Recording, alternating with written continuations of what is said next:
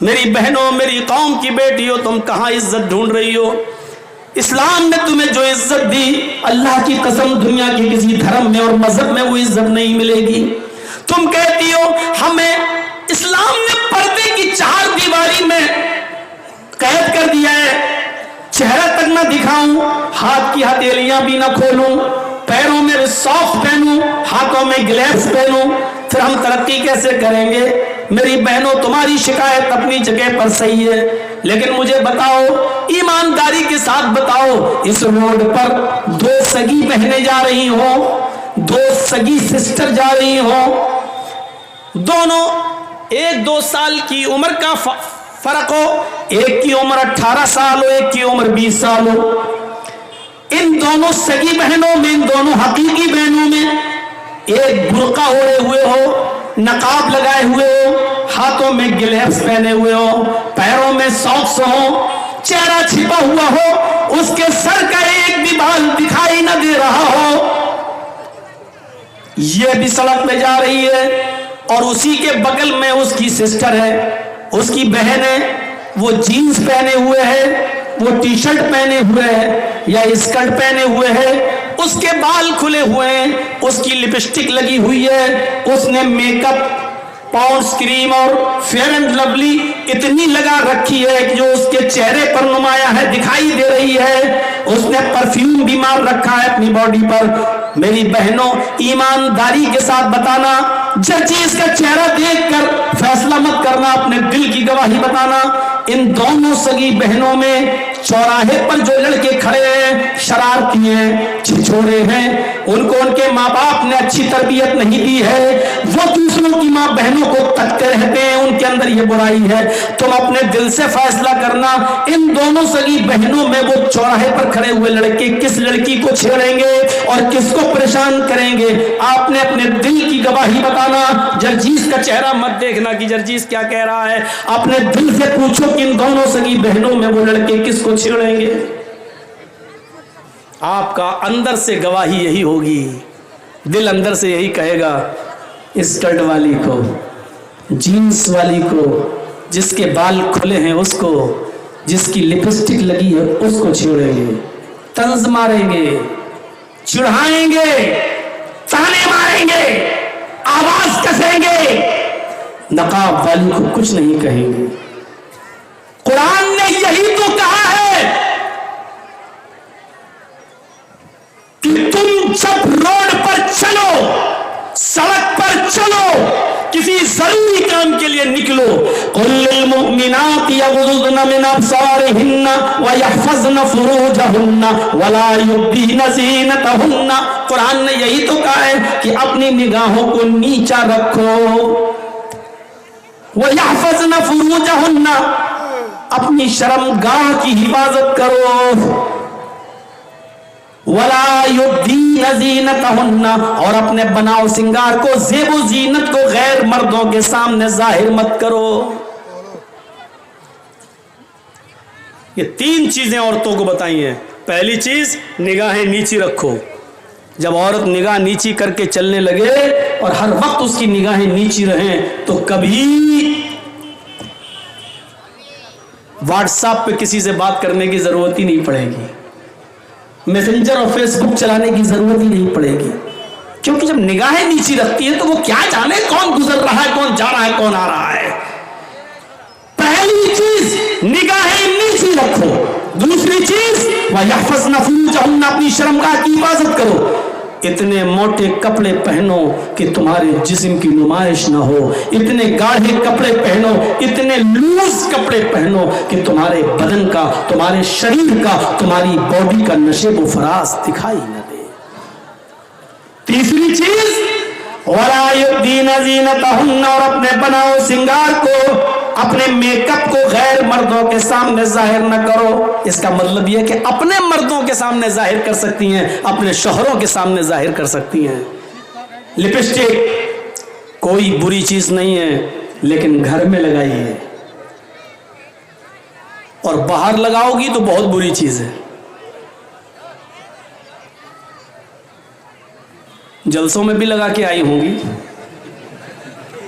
جلسوں میں بھی लिपस्टिक लगा सकती है औरत। अब तो पहले एक कंपनी थी जो लिपस्टिक बनाती थी जिसमें खिंजीर की, सूअर की चर्बी आती थी, लेकिन अब उसने भी इकरार कर लिया है कि नहीं अब हम नहीं मिलाते हैं, और एग्रीमेंट करके दिया है उसने। इजराइली कंपनी थी लेकिन अब नहीं आती। लगा सकती है लेकिन घर में।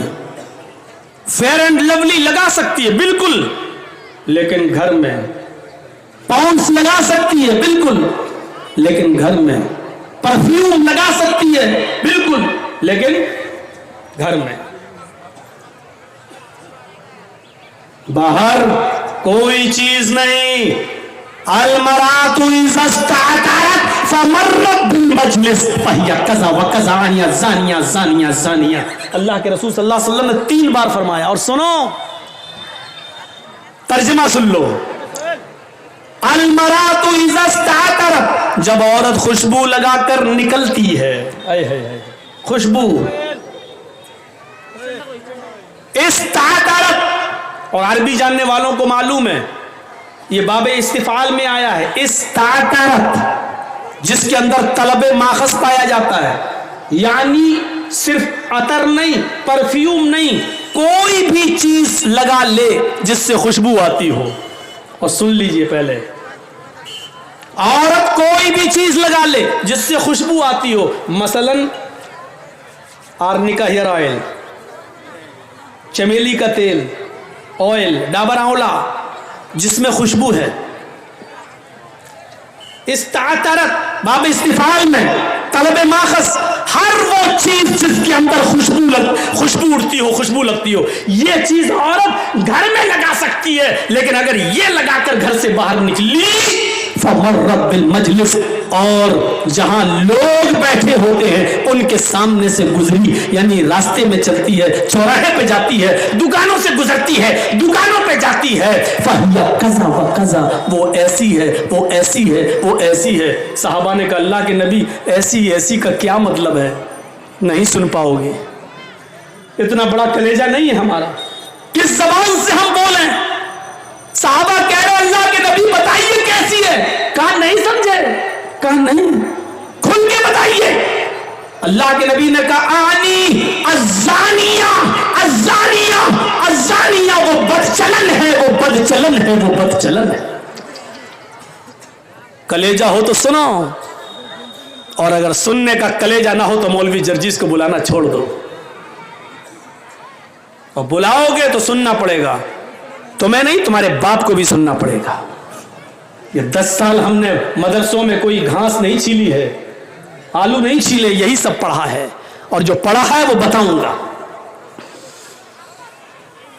ये नबी कह रहे हैं वो बदचलन है। हाय हाय, खुशबू लगाने वाली बदचलन है, परफ्यूम लगा के निकलने वाली बदचलन है।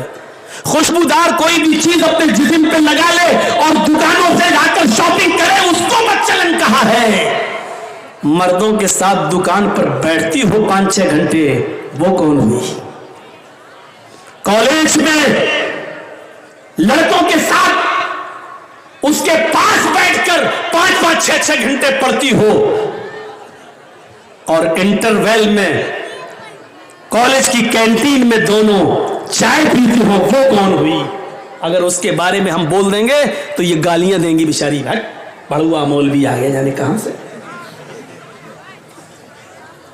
इसलिए यहीं से अंदाजा लगा लो, जो औरत खुशबू लगाकर निकल जाए वो ऐसी है, वो ऐसी है, वो ऐसी है, यानी बदचलन है, बदचलन है, बदचलन है।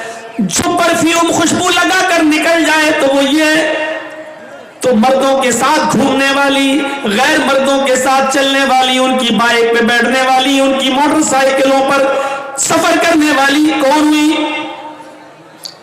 शौहर का इंतकाल हो गया, बहुत पैसा छोड़ गया, बीवी जमीन और जायदाद की मालिक है, मियां बीवी दोनों हज करने जाना चाहते थे, हस्बैंड वाइफ दोनों हज करने जाना चाहते थे, दोनों ने फॉर्म भर दिया है। सुनो मसला, दोनों ने फॉर्म भर दिया है, हज की तारीख भी आ गई है, लेकिन हज करने से पहले, हज जाने से पहले हस्बैंड की डेथ हो गई, एक्सपायर हो गया, इंतकाल कर गया। अब میں جانا چاہتی ہے، شریعت اس کے بعد پابندی لگاتی ہے کہ اب وہ حج کے لیے اکیلی نہیں جا سکتی ہے۔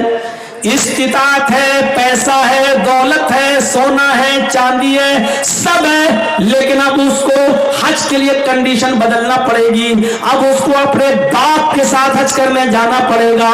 باپ نہیں ہے تو اپنے بھائی کے ساتھ حج کرنے جانا پڑے گا، بھائی نہیں ہے تو اپنے بیٹی کے ساتھ حج کرنے جانا پڑے گا، بیٹا بھی نہیں ہے تو پھر اس کو اب حج ملتوی کرنا پڑے گا، کینسل کرنا پڑے گا۔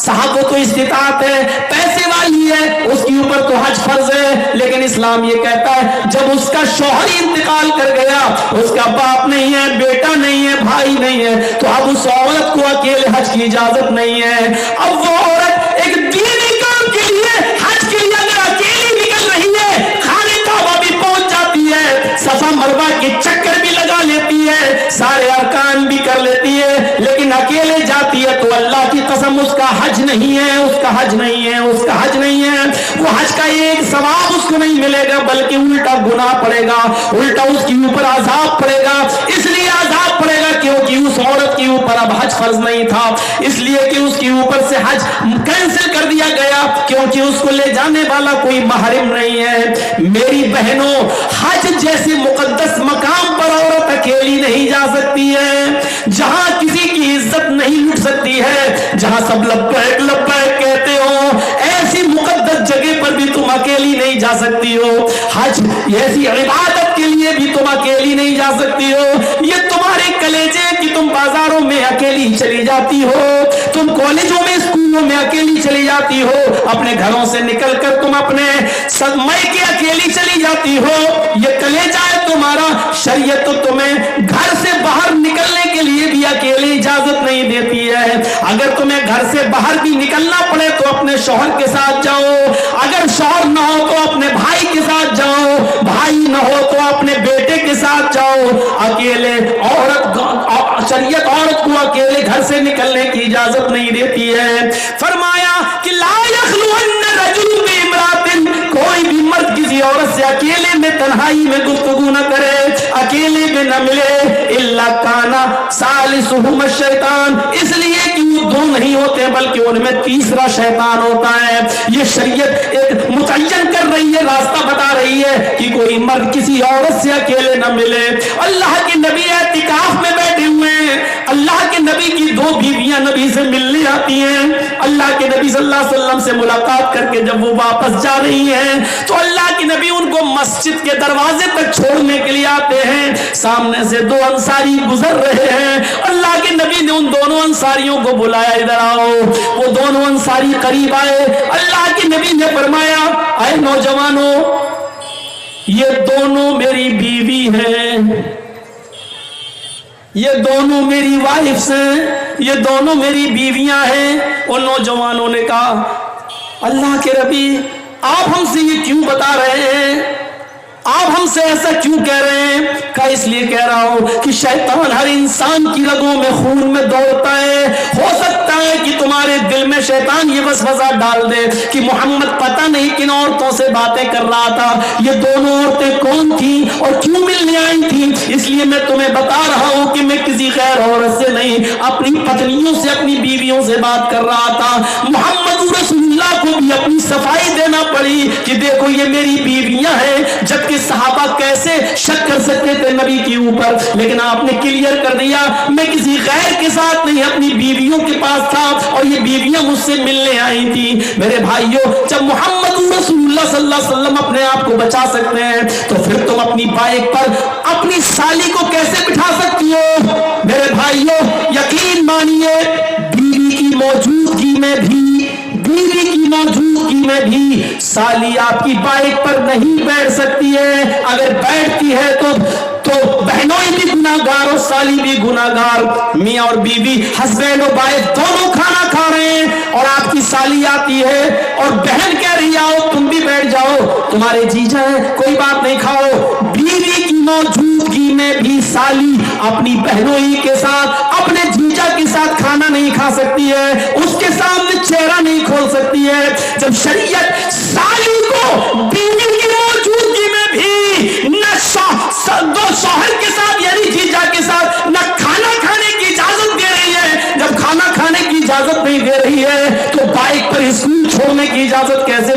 सकती है, बाइक पर मार्केट घुमाने की इजाजत कैसे दे सकती है, और एक जीजा के लिए साली को बाइक पे बिठाकर बाजार से शॉपिंग की इजाजत कैसे दे सकती है।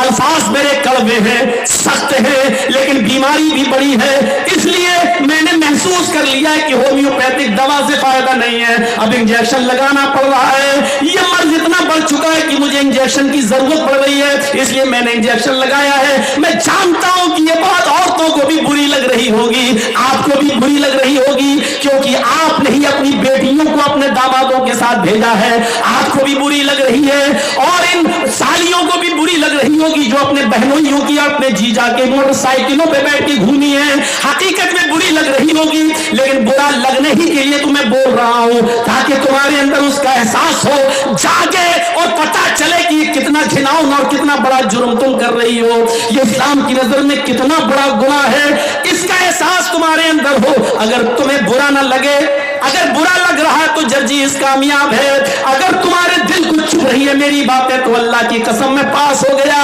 अगर मेरी बातें तुम्हें खटक रही हैं तो अल्लाह की कसम में अपनी तकरीर में कामयाब हो गया, अगर मेरी बातें तुम्हें बुरी लग रही हैं तो अल्लाह की कसम में कामयाब हो गया।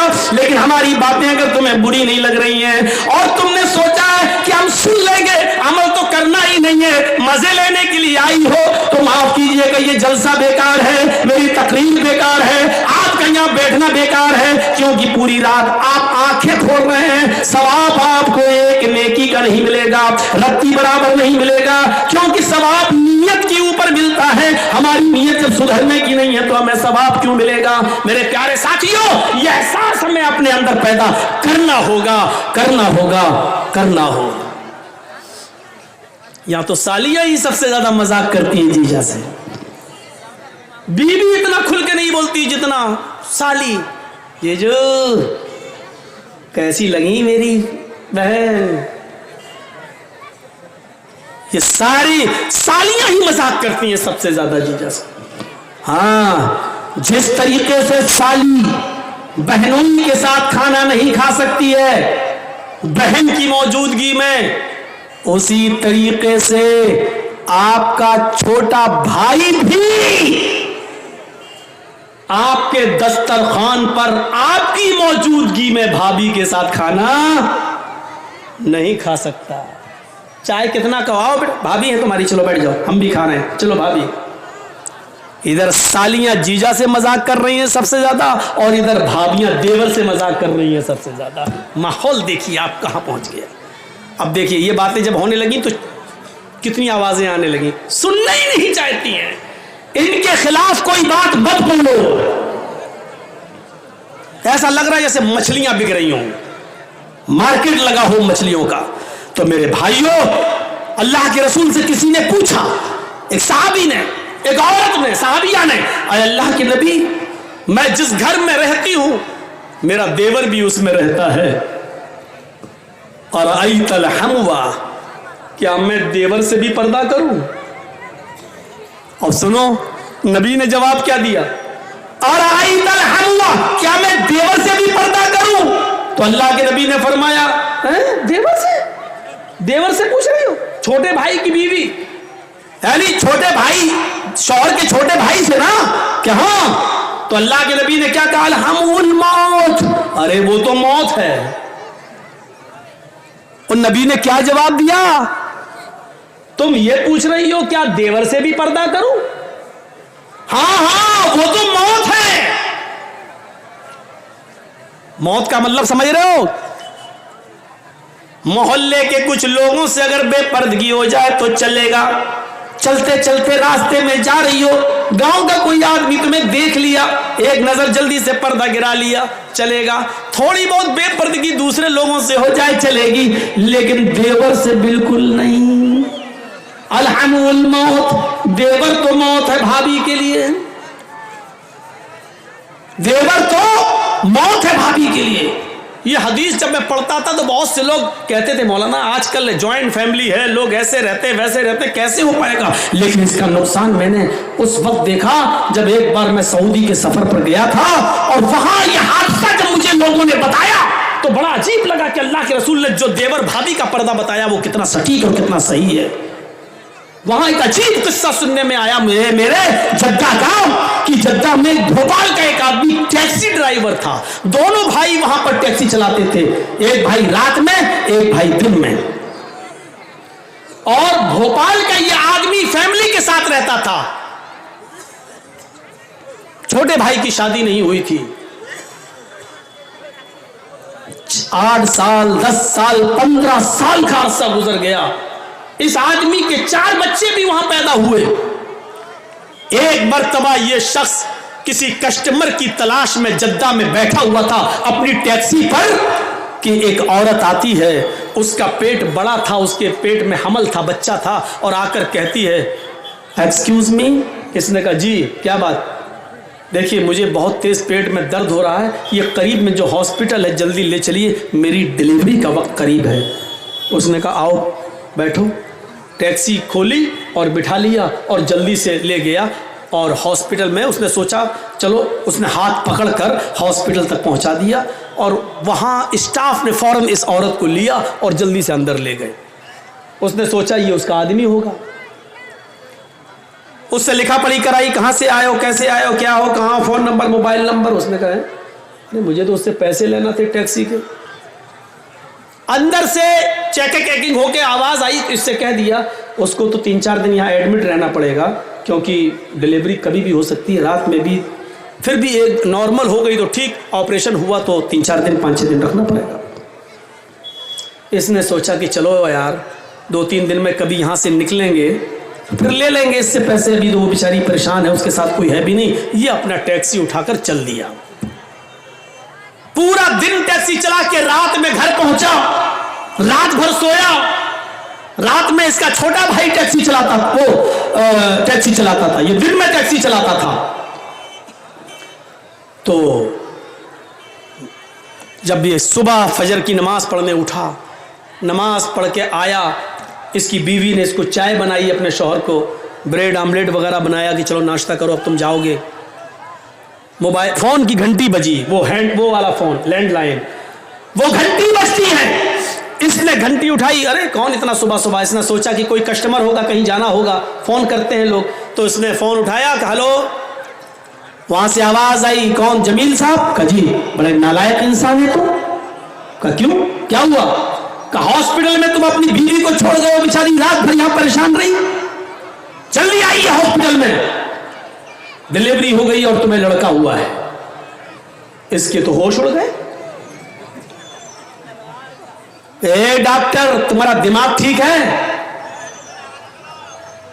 वो मेरी बीवी भी नहीं थी। अच्छा हुआ ये फोन मैंने उठाया, कहीं मेरी बीवी ने उठा लिया होता तो कयामत आ गई होती। दिमाग ठीक रखो। उधर से उस डॉक्टर ने, लेडीज डॉक्टर भी चिल्लाई इसके ऊपर, चुप बदतमीज कहेंगे। ये इंडियन पाकिस्तानी कमीने सब ऐसे ही होते हैं। बच्चा पैदा हो गया, आप कहते मेरी बीवी नहीं, लड़ाई लड़ते हैं घर में और यहां आके छोड़ जाते हैं। आ रहे हो या मैं पुलिस भेजूं? कहा पुलिस मत भेजो, मैं आ रहा हूं। गया सीधे टैक्सी चलाता हुआ हॉस्पिटल में पहुंचा और जाकर किस वार्ड में? कफला कमरे में खोला कमरा, डाइन छुए मर जा, मैं ही मिला था तुझे। एक तो मेरा किराया नहीं दिया, बिस्तर पे लेटी और कह रही मेरा बच्चा। अब रोती है, तुम्हें क्या हो गया? अरे घर में थोड़ा सा झगड़ा हो गया, इसका मतलब ये थोड़ी कि तुम हमें इतना डांटोगे, अपने बच्चे को तुम एक्सेप्ट ही नहीं कर रहे हो। उसने रोना शुरू कर दिया, इसका दिमाग खराब। हे ड्रामे बंद कर। हे डॉक्टर साहब, ये मेरी बीवी भी नहीं है, पता नहीं कौन है। डॉक्टर साहब कहते चुप, रो रही है। एक औरत कैसे किसी को अपना शौहर कह देगी? मानता हूं झगड़ा होता है घरों में, सबके घर में होता है, लेकिन इसका ये मतलब है कि तुम बीवी मत। अरे डॉक्टर साहब, अल्लाह की कसम ये मेरी बीवी नहीं है। और वो कहती है डॉक्टर साहब ये झूठ बोल रहा, अल्लाह की कसम मैं इसी की बीवी हूं। मामला बड़ा पेचीदा। डॉक्टर ने कहा रुको। मामला इतना बिगड़ गया, हर आदमी उसी औरत की बात कर रहा है, क्योंकि औरत के आंसू बड़े खतरनाक होते हैं। इन आंसुओं को जो समझ जाए वो बहुत बड़ा समझदार माना जाएगा। औरत के आंसुओं को समझना बड़ा मुश्किल है। आप शादीशुदा हैं, आपको तजर्बा होगा, हमें भी तजर्बा है। बहुत ये आंसू बड़े खतरनाक होते हैं। اس لیے پورے ہاسپٹل کا اسٹاف عورت کی تائید کر رہا. کیا ہے؟ بالکل چپ چپ. ڈاکٹر کہتا ہے چلو کو ابھی تمہاری رپورٹ سامنے آتی ہے, ادھر آؤ, لاؤ ڈی این اے ٹیسٹ کر لیتے ہیں. کیا کرو؟ آدمی کہتا ہاں کر لو. بلڈ نکالا, بچے کا بلڈ نکالا. عورت کہتی ہے کہ ڈاکٹر صاحب رپورٹ کیا صحیح آئے گی؟ کبھی کبھی مشینیں بھی غلط رپورٹ دے دیتی ہیں. یہ عورت بول رہی ہے. اب وہ آدمی جس کا بلڈ نکل رہا تھا وہ کہتا چل, مشینیں کبھی کبھی غلط رپورٹ دے دیتی ہیں. اب جب پول کھلنے والی ہوئی تب رپورٹ غلط. چپ. ابھی دودھ کا دودھ پانی کا پانی الگ ہوتا ہے. اسی بیچ اذان کی آواز آنے لگی. اس نے وہیں پر اپنے سر کا گمچھا اتارا, بچھایا, نماز پڑھنا شروع کر دیا. لیکن سوچنے لگا یار کہیں غلط رپورٹ آ گئی تو, کہیں عورت کی بات صحیح نہ نکل جائے, کہیں یہی رپورٹ نہ آ جائے کہ میرا ہی بچہ ہے, تب تو گھر میں کیسے لے کے جاؤں گا. اللہ دیکھ تو اچھی طرح جانتا ہے میرا بیٹا نہیں ہے. اللہ تو جانتا ہی ہے میری بیوی نہیں ہے. اللہ دیکھ میری رپورٹ صحیح آنی چاہیے. 2 دن کے بعد کہا جاؤ رپورٹ آئے گی, 2 دن کے بعد تم آنا. 2 دن کے بعد اس کو بلایا. بولو کیا بات؟ ہاں جی. اور ڈر بھی رہا ہے. ڈاکٹر ہنس رہے ہیں. تو ڈاکٹر صاحب ہنسیے مت, پہلے بتائیے رپورٹ کیا آئی ہے. ڈاکٹر صاحب کہتے ہیں کہ تم صحیح کہہ رہے تھے کہ تمہارا بچہ نہیں. یہ عورت جھوٹ بول رہی ہے. تمہارا بلڈ اس کے بلڈ سے میچ ہی نہیں کھا رہا. عورت کہتی دیکھیے ڈاکٹر صاحب میں نے پہلے ہی کہا تھا کہ رپورٹ غلط آئے گی. اللہ کی قسم یہی میرا پتی ہے. آدمی کہتا چپ, تیری پول کھل گئی ہے. دوسرے کا پاپ میری گود میں ڈالنا چاہ رہی ہے. بھاگ یہاں سے. ڈاکٹر صاحب میں جاؤں؟ ڈاکٹر صاحب کہتے ہیں آپ جائیے. اس عورت سے کہا اے بتا کون ہے تیرا ہسبینڈ, نہیں تو ابھی تجھے قتل کی سزا ہوگی. یہاں پر سعودیہ ہے, یہ انڈیا نہیں ہے.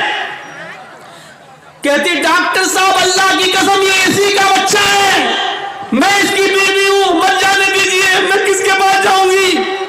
ڈاکٹر نے سر پہ ہاتھ پکڑ کے کہا میری بہن میں تمہیں کیسے بتاؤں کہ یہ اس کا بچہ نہیں ہے. اس کی رپورٹ یہ بتا رہی ہے کہ یہ زندگی میں کبھی باپ بننے کے لائق ہی نہیں ہے, یہ باپ بن ہی نہیں سکتا.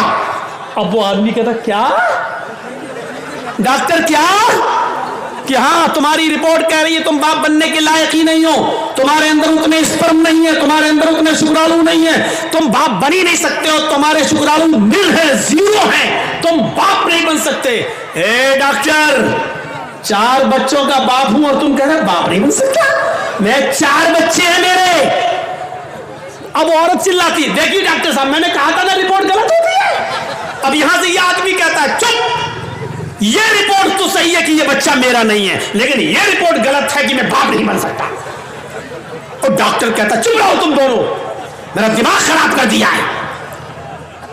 وہ کہتی اس کا شوہر, وہ کہہ رہا میرا شوہر نہیں, تم کہہ رہے ہو یہ میرا بیٹا نہیں, رپورٹ کہہ رہی باپ نہیں بن سکتے, تم کہہ رہے ہو میں 4 بچوں کا باپ ہوں. ایسے تو رپورٹ میرا کیس ہی نہیں آیا میرے پورے ہاسپٹل میں آج تک ایسا. اس نے فائل اٹھائی, چل دیا,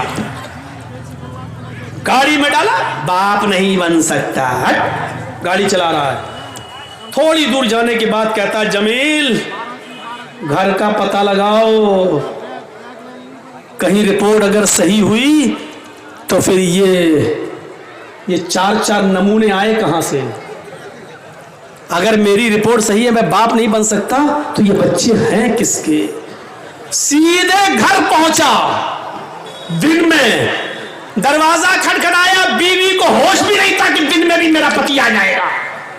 دروازہ کھٹکھٹایا, بیوی نے دروازہ کھولا, چپل اٹھاری آدمی نے, شوہر نے, اور تڑا جوتے چپل گھوسے. وہ عورت کہہ رہی اتنا پیار کرتے تھے آج اچانک کیا ہو گیا. لیکن اس نے 20-25 پہلے پریشر بنانے کے لیے مارا, چپل جوتے لاتے گھوسے مکے. جب 15-20 مار چکا تب کہا اے یہ بتاؤ کہ یہ 4 بچے کس کے ہیں. وہ کہتی کیا ہو گیا تمہیں؟ ابھی پھر ماروں گا. یہ پتا چل گیا یہ میرے نہیں ہے, اب یہ بتا کہ کس کے ہیں.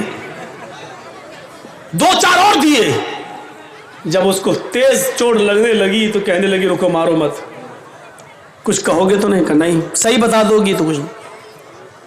کہا کہ یہ چاروں بچے آپ کے نہیں. پھر کہا دیور کے.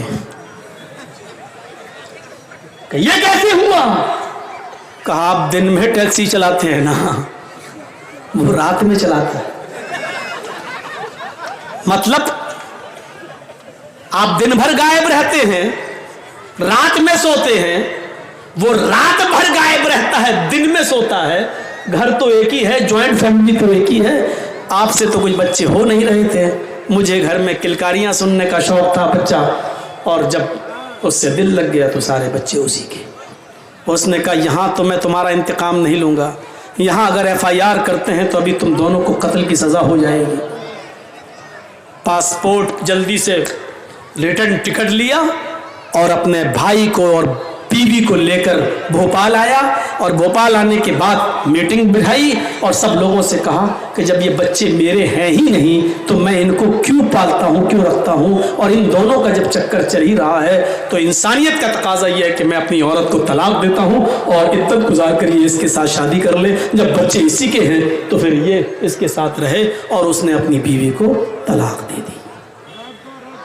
یہ واقعہ جب سعودیہ کی سرزمین پر میں نے سنا، پیروں کے نیچے سے زمین سرک گئی. اسی دن میری تقریر ہوئی جدہ میں، سعودی کے اندر جدہ میں، اور اسی ٹاپک پر میں بولا الحم الموت. اللہ کے نبی نے کہا تو دیور بھابھی کے لیے موت ہے. کتنا صحیح جملہ بولا تھا اللہ کے رسول نے. کہ اللہ کے رسول کیا میں دیور سے بھی پردہ کروں؟ فرمایا دیور تو موت ہے بھابھی کے لیے، دیور تو موت ہے بھابھی کے لیے. تو اس لیے میری بہنوں، میں تمہیں غلط نہیں کہہ رہا ہوں، لیکن دیور سے پردہ ہے، سالی کو جیجا سے پردہ ہے، بھابھی کو دیور سے پردہ ہے، اور اس میں کمی نہیں ہونی چاہیے. شرافت کا تقاضا یہ ہے کہ پردے پر عمل کریے. اسلام نے تمہیں بہت عزت دی ہے. اللہ کی قسم، اگر تم بیوی ہو تو شوہر کو حکم دیا جو خود کھاؤ وہ اپنی بیوی کو کھلاؤ. کتنی عزت ہے. جو خود پہنو وہ اپنی بیوی کو پہناؤ. خبردار اپنی بیوی کے گال پہ کبھی تھپڑ مت مارو. تم نے اللہ کا کلمہ پڑھ کر ان کو اپنے اوپر حلال قرار کیا ہے، اس لیے فَإِنَّكُمْ أَخَذْتُمُوهُنَّ بِكَلِمَةِ اللَّهِ، اللہ کے کلمے کے ذریعے ان کی شرمگاہیں تمہارے اوپر حلال ہوئی ہیں. اس لیے تم اپنی بیویوں کے ساتھ اچھا سلوک کرو. کتنا بڑا اللہ کے رسول صلی اللہ علیہ وسلم نے ایک عورت کو کتنا بڑا مقام دیا ہے. اگر عورت بیوی ہے تو شوہر جو کھائے گا وہ کھلائے گا، جو پہنے گا وہ پہنائے گا. اگر تم کسی بیٹے کی ماں ہو تو اللہ کے رسول نے فرمایا، پوچھا اللہ کے نبی میری ماں زندہ ہے، میرے لیے کوئی کام بتاؤ کہ میں جنت میں داخل ہو جاؤں. فرمایا امو کا جنت. کیا تو جنت تلاش کرنا چاہتا ہے؟ جنت تو تیری ماں ہے. اپنی ماں کی خدمت کرو، جنت حاصل کر لے. اللہ کے رسول نے اس صحابی سے کہہ دیا جنت. ایک صحابی اللہ کے رسول میں جہاد میں جانا چاہتا ہوں، جنگ ہو رہی ہے، میں چاہتا ہوں میں شہید ہو جاؤں اور جنت پا جاؤں. اللہ کے نبی نے کہا کیا تمہارے باپ زندہ ہیں؟ کہا نہیں. کیا تمہاری ماں زندہ ہے؟ کہا ہاں. فرمایا تم جہاد میں نہیں جا سکتے. اگر تم جہاد میں گئے اور شہید ہو گئے تو تمہاری ماں کی دیکھ ریکھ کون کرے گا؟ تم اپنی ماں کی خدمت کرو، تمہیں جہاد کا ثواب ملے گا. میرے پیارے ساتھیوں، اگر ایک عورت ماں ہے تو اللہ کے رسول صلی اللہ علیہ وسلم نے اسی کو جنت کہہ دیا. ایک عورت بہن ہے یا بیٹی ہے تو باپ کو حکم دے دیا کہ اگر تمہاری 3 بیٹیاں ہیں یا 3 بہنیں ہیں تم ان کو پڑھاؤ، ان کو لکھاؤ، ان کو اچھا ادب سکھاؤ، ان کی اچھی تربیت کرو، اور جب وہ بڑی ہو جائیں تو ان کو دیندار گھر میں ان کی شادی کر دو، ان کا نکاح کر دو. تم جنت میں میرے پڑوسی بن کر میرے ساتھ ایسے رہو گے جیسے یہ دونوں انگلیاں آپس میں ملی ہوئی ہیں. یہ اللہ کے نبی صلی اللہ علیہ وسلم نے فرمایا. تو بیٹی اور بہن کو پڑھایا لکھانے والا اور ان کی شادی کرانے والا محمد رسول اللہ کا پڑوسی بن کر رہے گا. سوچو میرے پیارے ساتھیوں کتنا بڑا مقام دیا ہے ایک عورت کو. اسلام کے علاوہ دنیا کی کوئی طاقت، دنیا کا کوئی دھرم، دنیا کا کوئی مذہب عورت کو اتنی آزادی نہیں دیتا ہے اور اتنا بڑا مقام نہیں دیتا ہے. میری بیوی میرے زمین میں سے بھی حصہ پائے گی. جرجیت صاحب جب مریں گے تو میری زمین میں سے بھی حصہ پائے گی. जिस घर से आई है वो अपने बाप की जमीन में से भी हिस्सा पाएगी, और उसके भाई हैं, भाई की विरासत में से भी बहन का हक है, बेटे की विरासत में से भी मां का हक है। यानी एक औरत को चारों तरफ से अल्लाह के रसूल ने इतना पावर दे दिया है, अगर कोई बेटा है उसके पास विरासत है तो बाप बेटे की विरासत में से भी मां को हिस्सा मिलेगा, शौहर की विरासत में से भी बीवी को हिस्सा मिलेगा, बाप की विरासत में से बेटी को हिस्सा मिलेगा। जरा तसव्वुर कीजिए कि कितना औरत को कितना बड़ा मकाम दिया गया, कितना बड़ा मर्तबा दिया गया। इस्लाम के अलावा दुनिया में कौन सा मजहब है जो जमीन और जायदाद और विरासत का मालिक बनाता है औरत को? नहीं। इसलिए मेरी बहनों, मेरी माओ, मेरी कौम की बेटियों, इस्लाम की इज्जत करो, इस्लाम को समझो, इस्लाम के उसूलों पर चलो, पर्दा करो। तुम्हें अपने बच्चों को तरबियत देना है, तुम्हें अपने बच्चों को आलिम बनाना है, अपने बच्चों को अच्छी तरबियत देना है। याद रखना, नेपोलियन ने कहा था, mother's lap is first college for children. मां की गोद बच्चे का पहला मदरसा है। अगर बच्चा अपनी मां की गोद से अच्छी तालीम, अच्छी तरबियत हासिल न कर सका तो कोई यूनिवर्सिटी उसको अच्छी तरबियत नहीं दे सकती है। आप देख लीजिए, आपके मालदा में कॉलेज होंगे, हरिश्चंद्रपुर में भी कोई ना कोई बड़ा स्कूल होगा, मालदा में तो मेडिकल कॉलेज भी होगा, कलकत्ता में कॉलेज। कितने लोग इन यूनिवर्सिटियों से और कॉलेजों से पढ़ के निकलते हैं, बीए करके, एमए करके, बीकॉम करके, एमकॉम करके, बीएससी करके, एमएससी करके, पीएचडी करके, एमबीबीएस करके, एमडी करके, एमएस करके। लेकिन इतने पढ़ने लिखने के बावजूद भी आपने देखा होगा कि आप चले जाइए सड़क के किनारे, पैंट की चैन खोलकर खड़े होकर पेशाब कर रहा होगा। एक कुत्ता भी जब पेशाब करता है तो एक टांग उठा लेता है ताकि छींटे ना आए। ये कॉलेज से पढ़कर आने वाला, स्कूल और यूनिवर्सिटी से पढ़कर आने वाला, दोनों पैर जमीन पर रखकर पेशाब करता है और धार के छींटे इसके कपड़ों पे आते हैं। ये कुत्ते से ज्यादा बदतमीज है। कुत्ते में भी इतनी तमीज है, कम से कम वो पैर उठा लेता है ताकि छींटे ना आए। कुत्ते में अकल है, कुत्ते में तमीज है। ये उससे भी ज्यादा बदतमीज है जो खड़े होकर दोनों पैर जमीन पर रखकर पेशाब करता है। यूनिवर्सिटियों ने इसको इंसान नहीं बनाया। अगर ये बच्चा मां की गोद से अच्छी तरबियत हासिल न कर सका, मां ने अगर इसको अच्छी तरबियत नहीं दी, तो यूनिवर्सिटी से उम्मीद मत रखो। तुम्हें अपने बच्चों को अच्छी तरबियत देना है, तुम्हें अपने बच्चों को अच्छा बनाना है। मुझे उम्मीद है कि मेरी बहनों, मेरी कौम की बेटियों, मेरी कुछ बातें तुम्हें बुरी लगी होंगी, उस पर माफ करोगी, लेकिन उस पर इबरत हासिल करोगी, संजीदगी के साथ गौर करोगी। अल्लाह ताला तुम्हें अच्छा बनाए, नेक बनाए, पर्दे की तौफीक अता फरमाए। मेरा अभी एक और जगह प्रोग्राम है, 2 घंटे का भी सफ़र है। मुझे अभी कटियार की सरजमीन पर निकलना है, गाड़ी आ चुकी है। वहाँ लोग एकदम मर्डर करने के लिए तैयार हैं। जिसने जलसे का डेट रख दिया है उसको मारने के लिए तैयार हैं कि अगर मौलाना जर्जीस नहीं आए तो हम कत्ल कर देंगे तेरा।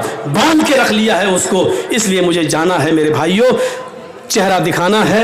गलती अब हो गई किसी से, लेकिन हम चाहते हैं कि उधर भी जाके कुछ इज्जत रख लें और जलसे को बचा लें। मेरे भाइयों 12:50 हो भी गए हैं। हमें तो 10 बजे टाइम देने के लिए कहा था, लेकिन आपने 11 बजे टाइम दिया। हमने पौने 2 घंटा आपसे खिताब किया। हम अल्लाह से दुआ करते हैं कि बारे अल्लाह हम जमीन मुसलमानों पर रहम फरमा, हमें एक कर दे, हमें इबरत हासिल करने की तौफीक अता फरमा, इस्लाम हमारे अंदर पूरा का पूरा दाखिल फरमा दे। और जब तक जिंदा रहे इस्लाम पे रखना, और जब हमारा खात्मा हो तो ईमान पर हमारा खात्मा फरमाना। एक गुजारिश आपसे करता हूँ, अल्लाह के नबी ने फरमाया, इन्ना अशद्दन्नासि अज़ाबन यौमल क़ियामा अल मुसव्विरून। क़यामत के दिन सबसे सख्त अजाब, सबसे ज़्यादा सख्त अजाब उसको होगा जो दुनिया में तस्वीरें लेगा, फोटो खींचेगा। क़यामत के दिन उसको सबसे ज़्यादा सख्त अजाब होगा। अपने आप को अजाब में मत डालिए, कैमरों में फोटो मत लीजिए, सेल्फी मत लीजिए। क़यामत के दिन सबसे ज़्यादा सख्त अजाब उसको होगा जो तस्वीरें लेगा, फोटो खींचेगा। मैं बरी हो रहा हूँ, मुझे जल्दी निकलना है, इसलिए इस अजाब से बचिए। इतना जलसा सुनने के बाद फिर आप फोटो लिए तो समझ लो कि आपने इस दीन को बेकार कर दिया। आपने सुना ही नहीं और आपने जो सुना वो सब बेकार कर दिया। हदीस सुनने के बाद मोमिन का हाल ये होना चाहिए, अल्लाह के रसूल की हदीस आ गई तो आमन्ना सद्दकना। अब हम कुछ आगे नहीं बढ़ेंगे मेरे भाइयों। कोई भी तस्वीर नहीं लेगा, कोई भी फ़ोटो नहीं लेगा, और फ़ोटो लेता है तो अजाब का जिम्मेदार वो होगा। हम अल्लाह से दुआ करते हैं कि बार इलाह जब तक तो हमें ज़िंदा रख, इस्लाम पर रखना, जब खात्मा हो तो ईमान पर हमारा खात्मा फरमाना। वमा अलैना इल्लल बलागुल मुबीन व आखिरु दअवाना अल्हम्दुलिल्लाहि रब्बिल आलमीन। अस्सलामु अलैकुम व रहमतुल्लाहि व बरकातुहू। 27 दिसंबर को फिर यहीं कहीं हरीशचंद्रपुर के एरिया में कहीं मेरा प्रोग्राम है। एरिया का नाम मुझे नहीं मालूम, मौलाना मुनीरुल ने प्रोग्राम लिया है, वो 1.5 फुटिया मौलाना जिसको आप लोग कहते हैं, उसी ने प्रोग्राम लिया है। कहाँ है उससे मालूम कर लीजिएगा और वहाँ पहुँचिएगा तो इंशाअल्लाह खुल के बातें होंगी और आप जो प्यासे रह गए हैं इंशाअल्लाह वो प्यास आपकी वहाँ पूरी की जाएगी। अस्सलामु अलैकुम व रहमतुल्लाहि व बरकातुहू।